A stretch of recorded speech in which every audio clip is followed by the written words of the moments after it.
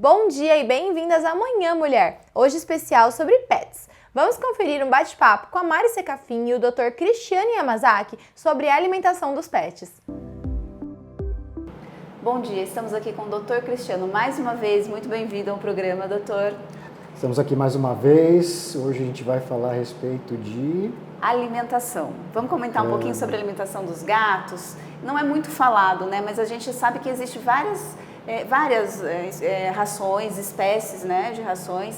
Conta pra gente como é que é esse mundo da alimentação dos gatos. Muito bem, Mari. Obrigado mais uma vez pelo convite, estar aqui junto com vocês. Vamos lá, alimentação dos nossos queridos gatos. Os gatos, como sempre um mistério, né? Assim, a questão que a gente vai falar de cachorro é uma coisa mais aberta, mais fácil de falar, e dos gatos, de fato, é sempre mais assim, são assuntos mais resumidos, né? A gente não vê muita coisa. E de fato a alimentação para felino é extremamente importante, desde o tipo de ração, o formato dela e principalmente porque os gatos, quando a gente fala a respeito de carnívoros, os gatos de fato são os verdadeiros carnívoros mesmo. Então assim, a dieta deles é realmente muito importante que ela tenha uma boa base de boa proteína. Não necessariamente assim, tem uma quantidade X de proteína, mas às vezes essa proteína ela não é boa para o animal. Então assim, tem muita diferença, porque às vezes a gente vê níveis, por exemplo, que a gente vê em tabelas nutricionais de ração, e a gente fala muito de proteína. E o gato, de fato, ele tem uma necessidade muito grande assim de ingestão, vamos dizer assim, de carne. Por isso que é muito importante a formulação de ração para gatos. Por quê? Porque eles são os verdadeiros carnívoros e a dieta deles tem por obrigatoriedade assim ter uma boa quantidade proteica, porque eles têm uma dificuldade maior na questão de sintetizar uma enzima que é chamada de taurina, que é extremamente importante para a manutenção cardíaca deles. Então animais assim, gatos que têm uma dieta às vezes empobrecida, eles com certeza acabam por adquirir algum tipo de patologia relacionada, algum tipo de doença relacionada a problema cardíaco, às vezes problema renal, que é muito comum na velhice deles, e assim por diante. Existem categorias de rações para cada espécie de gato, para cada patologia? Isso que eu ia comentar agora. De modo geral, assim, nós temos uma gama, tanto para gatos quanto para cães, muito grande hoje no mercado, com relação assim a divisões das rações. Nós temos rações que são tidas como super premium, que são as de, vamos dizer que eu acho que são as melhores elaborações, melhor matéria-prima que seja. Temos as rações high premium, que eu acho que é um nível um pouco abaixo, as premium, as rações de manutenção, temos rações de filhote, temos rações para animais idosos, rações para animais castrados, rações para animais com patologias, com doenças específicas, que às vezes eles acabam adquirindo ao longo da vida. Essas daí seriam rações para tratamento de diabetes, que é muito comum em animais que têm problema com obesidade. Sim, os gatos também podem desenvolver diabetes. Nos cães é mais comum, mas em gatos sim, eles também podem desenvolver diabetes, necessitando de alimento específico, assim como às vezes também o uso de insulina diariamente também, para melhorar esses níveis. Aí em cima disso nós temos também rações para tratamento de doenças hepáticas, de doenças intestinais, de problemas de pele, porque hoje nós temos também uma gama de pets que tem problema relacionado à alimentação, então acabam desenvolvendo doenças de pele e assim por diante. E cada gato, se a gente não pode misturar as rações, se um gato castrado comer uma ração que não seja para ele, isso vai fazer mal para o organismo dele? Então, o que acontece com um gato castrado, por exemplo, que hoje é muito comum a gente ter animais castrados em casa, nossos pets serem castrados. Sim. O grande problema é essa mudança que acontece no metabolismo por causa da baixa do natural que acontece dos hormônios sexuais. No caso dos machos, a testosterona, e no caso das fêmeas, o estrógeno, posteriormente a progesterona também. Então, o que acaba acontecendo? Essa mudança no metabolismo faz com que o animalzinho geralmente fique um pouco mais preguiçoso, mais tranquilo. Por isso que a gente comenta muitas vezes que o bichinho fica mais manso depois que castra. De fato, eles dão uma acalmada um pouco nessa condição deles. Ficam mais caseiros, né? Ficam mais Ansiedade, comem mais. caseiros. E é o que acontece? Por eles ficarem mais tranquilões, eles acabam ficando em uma situação que muitas vezes eles comem e dormem, literalmente. E eu até dou risada, faço uma brincadeira com relação a gatos, que eu falo que de 24 horas do dia, o gato dorme 20. Exatamente. As outras 4 horas ele divide ao longo do tempo dele. É para beber água, dar uma passeadinha, falar um oi. Dar uma voltinha. Mas de fato os gatos eles têm hábito mais noturno, né? Então é comum você ver o gato dormindo o dia inteiro e à noite o bicho pegando fogo dentro de casa. Mas depois de um certo tempo, por causa da idade, maturidade e tudo mais, é normal que eles fiquem mais tranquilos. É aí que está o problema. Então, se a gente pegar um gato castrado que come uma ração de um animal assim que não é castrado, eu não vejo problema. Mas tem que tomar cuidado com relação às quantidades. Quantidade fornecida é a nossa grande briga hoje, assim. Porque eu mesmo, por exemplo, se você perguntar, você faz medida direitinho para os teus gatos, por exemplo? É muito difícil, né? Não faço. Eu coloco a ração para eles lá, só que tem um detalhe. A maioria dos meus gatos não são castrados. Então eu não tenho tanto problema com obesidade, essas coisas deles aqui. Mas eu tenho animais meus que são castrados, sim, que precisaram ser castrados por algum motivo, ou de idade, ou porque tiveram algum problema, por exemplo, que sim, esses eu preciso ter um controle maior com relação à quantidade de alimento fornecido. Tanto para gato quanto para cachorro. Exatamente. O cachorro a gente tem um controle maior em dosar a alimentação para eles durante o dia, né? Alguns comem 2, 3 vezes ao dia. Para gato já não, porque a gente coloca e o gato ele vai lá, come um pouquinho, volta e a gente acaba não medindo isso. Então tem que ter essa preocupação de medir a comida dele para o dia, porque ele não é que nem o cachorro, né? Que vai lá e come tudo na hora. Ao pé da letra, seria o melhor dos mundos se a gente conseguisse de fato colocar aquela quantidade que se pede ali e boa. Só que a gente sabe, pelo menos eu, não pratico esse tipo de coisa. Tenho até vergonha de falar isso, mas é verdade com relação aos meus gatos. Mas o correto sim seria colocar a dose adequada, né, para que eles precisem se alimentar. E eu geralmente utilizo essa técnica mesmo assim, eu sugiro assim, mais firme para o cliente utilizar quantidades, quando o bichinho está com algum problema, de fato ele precisa ser tratado. A obesidade, por exemplo, é a principal delas. Diminuir a alimentação, colocar em horários para ele se adequar àquilo. Não só diminuir como assim, um produto adequado, né, para esse tipo de dieta. Hoje nós temos no mercado produtos que são voltados para esse tipo de condição, para diminuir essa questão de peso sem que eles percam qualidade, porque a gente tem que prestar muita atenção nesse tipo de situação, porque quando a gente entra num processo de perda de peso, seja humano, seja animais, que seja um gato, cachorro, a gente tem que tomar muito cuidado, porque assim, a primeira fase que vai embora se não tomar cuidado é a questão muscular, que é o que geralmente a gente precisa assim, tomar o máximo de cuidado, né? A gordura posteriormente ela vai ser utilizada. Aí no caso de cães, a gente sugere exercício. No caso do gato, como é que eu vou falar para o meu amigo bichano e fazer exercício, qualquer coisa assim do tipo? Pegar a coleirinha e sair para correr na rua, não dá, justamente. Né? Então eu utilizo daquela condição que eles são danados para vir pedir comida. E quando estão com fome, eles vêm, pedem comida e ficam ali pedindo até que você acabe colocando a quantidade deles. Então eu utilizo dessa condição deles para fazer o gato se exercitar. Eu falo para o cliente não ceder ao chamado do bichinho, faz ele andar atrás de você, que já que ele fica pedindo, se você for para um lado da casa, ele vai atrás de você pedindo. Se for para o outro lado, a mesma coisa. De modo geral, não é o melhor dos mundos, mas acaba fazendo o bichinho fazer algum tipo de exercício, o que ajuda na manutenção muscular e na perda de peso. Então, quantidade sim é muito importante, um produto adequado para o tipo de problema, ou para a faixa etária, ou para a condição de castrado ou não castrado, sim, isso ajuda bastante e faz com que a gente acabe não tendo que ter esse tipo de condição de treinamento, de exercício e coisa e tal, depois de uma forma mais forçosa, né? Do tipo, agora tem que fazer porque senão vai dar problema. Sem falar de quantidades assim, que nem eu pego muitas vezes gatos com problema de obesidade, e eles acabam desenvolvendo problema no fígado como se fosse um quadro de cirrose, por exemplo, que o bicho vivesse à base de álcool também. Chega a ter isso pela alimentação. Alimentação, porque que acaba acontecendo? Depois que o organismo acaba atingindo o nível de saturação, de retenção de gordura, essa gordura ela começa a se espalhar por entre as vísceras e começa, inclusive, a invadir órgãos. E o fígado é um dos principais reféns, uma das principais vítimas desse tipo de situação. Gatos, que a gente sabe que eles têm muito problema renal, por falta de consumir pouca água, talvez. Porque os gatos, eles são meio assim, eles só tomam água limpa, né? É engraçadíssimo. Sim. É muito difícil ver um gato tomar água parada. E essa alimentação também tem que ser especial para esse tipo de problema renal de gatos? Então, as rações de gatos, normalmente, elas têm tipo, vamos colocar assim, como sal, por exemplo, que acaba estimulando o centro da sede do gatinho, fazendo com que eles bebam muita água. assim, ou melhor, otimize o consumo de água deles, porque de fato eles são animais assim, que bebem pouca água em relação aos demais. Feliz é aquele que é dono de um gato que bebe bastante água. Aí nós temos as condições. O gato é um animal metódico. Não sei se você já reparou, mas o gato ele gosta de tomar água no espelho d'água. Então o que acontece? Se você colocar uma vasilha pequena para o gato, ele tem horror de encostar o bigode dele nos lugares.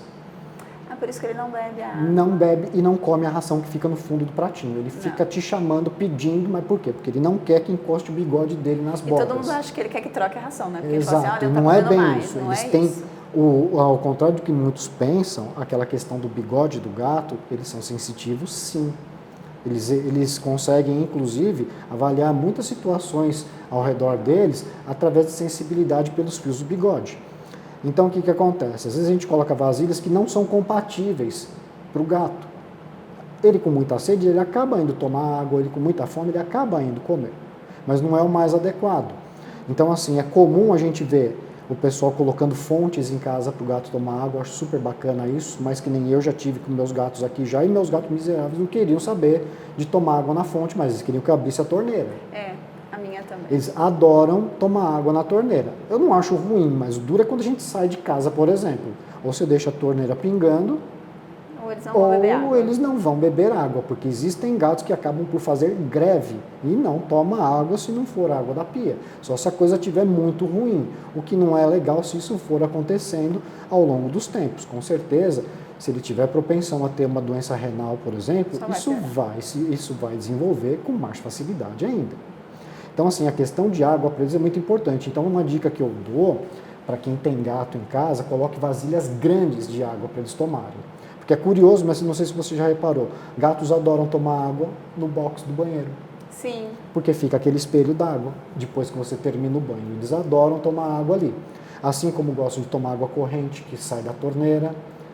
Eu vejo que a água das fontes, elas funcionam muito bem, mas contanto que você mantenha os filtros muito bem limpos e a água sendo trocada com frequência, porque alguma coisa acontece ali, ou o gosto, ou o odor que pega, que o gato às vezes deixa de tomar água ali, por causa disso. Vasilhas de comida, eu também sugiro a mesma coisa. Existem vasilhas que são bem baixinhas para eles, ou tem vasilhas que às vezes elas funcionam como se fosse um meio cano, assim. Elas não têm fechamento lateral. Fica como se fosse um tipo de calha e coloca-se a ração ali. Então, quando o gato abaixa para comer, os bigodes ficam abertos e ele come com mais tranquilidade, porque isso é um fato. Gatos detestam que mexam no bigode deles, inclusive na hora de comer e na hora de beber, tem que tomar muito cuidado com isso. Então, essa história de que a gente tem que trocar sempre a ração do gato não é bem isso, é por causa da vasilha que não está. Justamente, às vezes adequada. A vasilha não está adequada. E é comum o gato não comer o fundinho da ração. Dali do pratinho mesmo, e a teoria que a gente tem com relação a isso é justamente essa aflição que eles têm de encostar o bigode deles nos lugares. E falando assim com relação à propensão de doenças, eu uso assim muito essa base, que nem nós humanos, por exemplo. A gente tem um número, vamos dizer assim, aproximadamente de 100 milhões de células que são responsáveis pela manutenção e funcionamento dos rins, que são os néfrons, por exemplo. No caso do ser humano, a gente possui, em média, 1 milhão dessas células. No caso dos cães, eles têm aproximadamente 500 mil células desse tipo. E o gato, metade dos cachorros, 250 mil. Então é por isso que é mais comum a gente ver gatos apresentando problema de doença renal do que cães, por exemplo, embora sim tenha uma certa proporção. E relacionado ao ser humano, idem, porque é justamente essas células que elas vão se deteriorando com o passar dos anos e que acabam, às vezes, favorecendo ou não o aparecimento desse tipo de doença. Olá, pessoal! A dica de hoje é para você que se incomoda com o volume e frizz dos seus cabelos. O Herbotox Máscara de Hiperblindagem da Dolce Rosa Profissional auxilia na selagem das cutículas e reduz o volume com a combinação de vitaminas e ácidos graxos que mantém as cutículas dos fios fechadas, protegendo dos danos diários. Com manteiga de murumuru, extratos de bambu, óleo de castanha do Pará e ácidos orgânicos em sua composição, ele elimina o frizz, ajuda na reposição de massa capilar, deixa os cabelos hipermacios e previne pontas duplas, sendo indicado para todos os tipos de cabelo. Totalmente livre de formol em sua composição, o Herbotox promove uma super blindagem dos fios, deixando-os saudáveis por dentro e por fora, enquanto sela as cutículas abertas e reduz o volume. Então, na sua próxima ida ao salão de beleza para domar as suas madeixas, peça pelo Herbotox Máscara de Hiperblindagem da Dolce Rosa.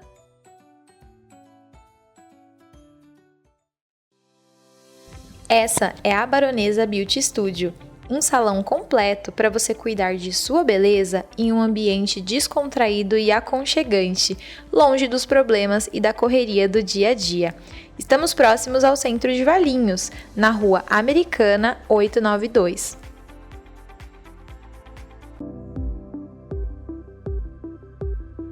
Você acha adequado colocar comida no meio da ração? Já ouvi falar muito que às vezes a gente tem que misturar um arroz no meio da ração. De vez em quando, não sempre, porque diz que a ração acaba deixando o intestino do gato preso ou do cachorro preso. Fato ou não?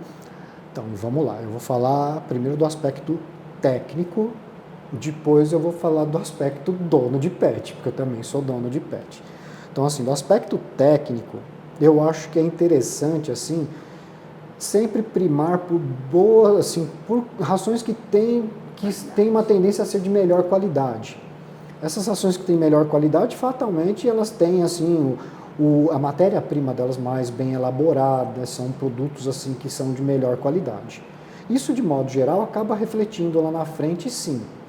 Com relação à adição de alimentos junto à ração, como técnico, eu não acho muito interessante, porque o que acontece? O gato ou o cachorro, a hora que ele bater o olho ali e vê que não tem aquela misturinha, ele não vai comer. Ele vai fazer greve de fome. Nada que eu não vejo problema nenhum, contanto que a pessoa veja que não está acontecendo aquilo ali, e você meio que deixa uma mensagem para o bichinho do tipo, é o que tem para comer. Se você quiser comer, come, senão você vai ficar com fome. O grande erro que eu vejo é quando a pessoa vê que o bichinho para de comer, mas ele está bem, a pessoa fica preocupada e vai lá e começa a dar aquele monte de comida.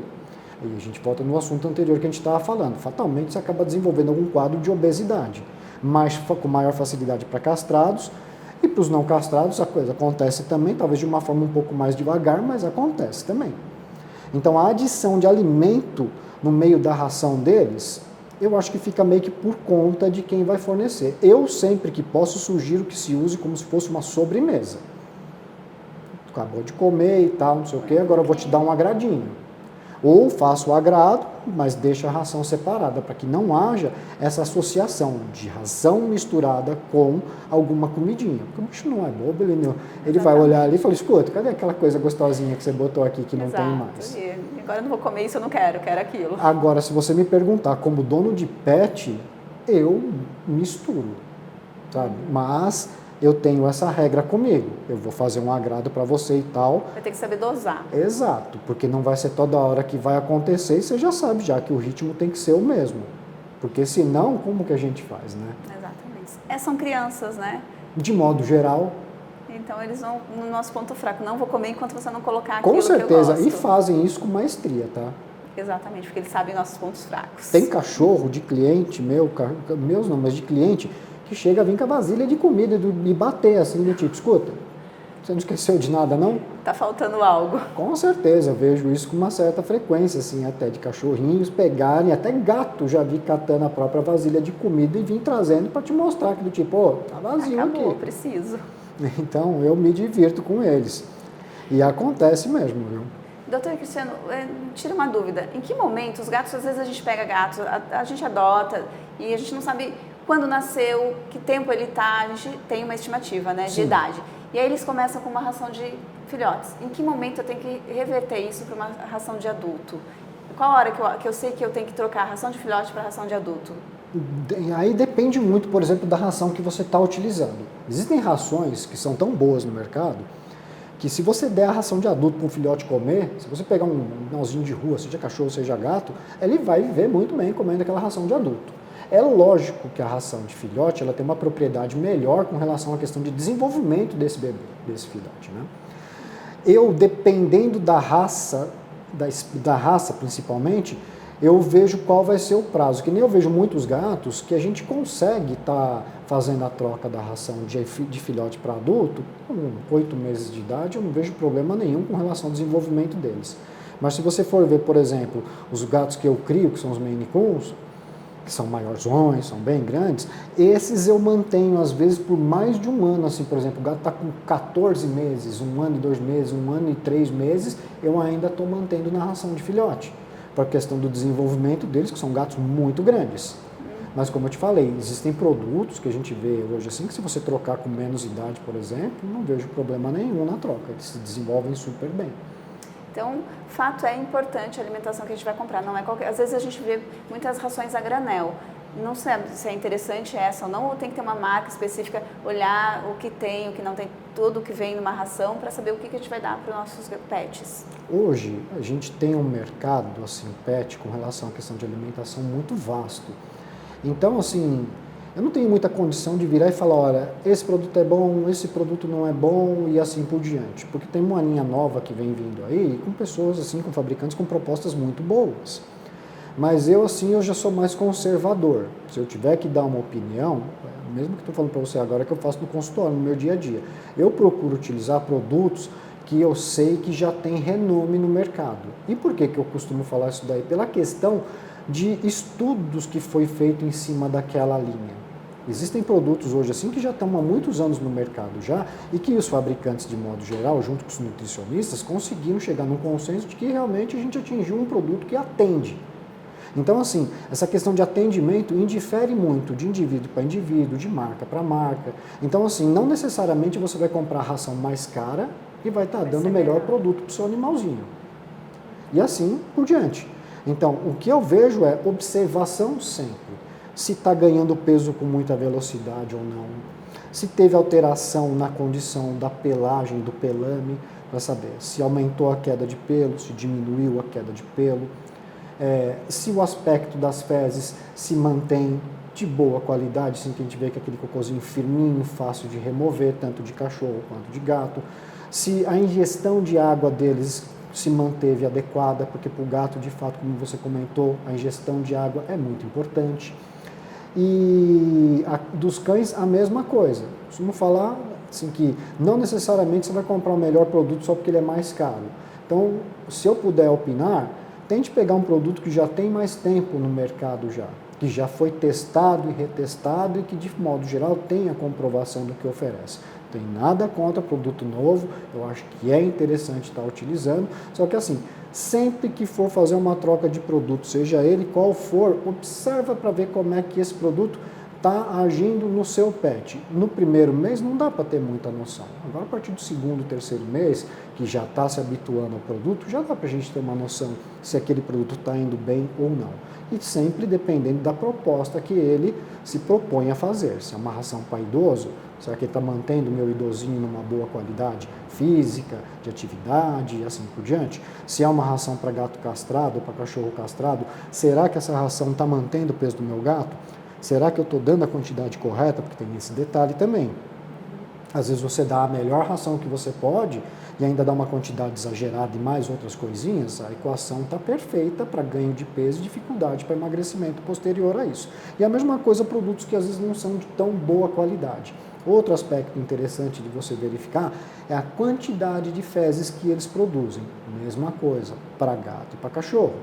Às vezes você pega e você dá uma ração que o cachorro faz, bem dizer, aquela quantidade que você deu e mais um pouco de cocô. Então, quer dizer, a gente verifica que às vezes a questão de absorção e aproveitamento do produto não foi tão adequada como a gente gostaria.